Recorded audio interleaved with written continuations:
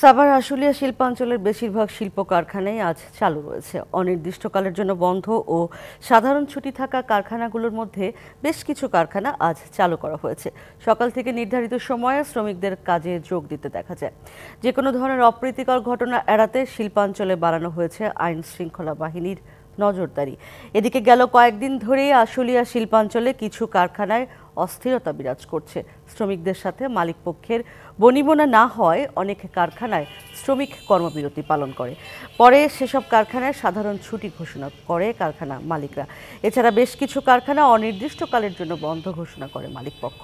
অভ্যন্তরীণ বিভিন্ন সমস্যার কারণে গেল বৃহস্পতিবার আশুলিয়ায় অন্তত ৮৬টি কারখানা অনির্দিষ্টকালের জন্য বন্ধ ঘোষণা করে মালিকপক্ষ। এছাড়া আরও ১৩৩টি কারখানায় সাধারণ ছুটি ছিল। তবে এ নিয়ে কোথাও কোনো সহিংসতা বা বিশৃঙ্খলা ঘটেনি।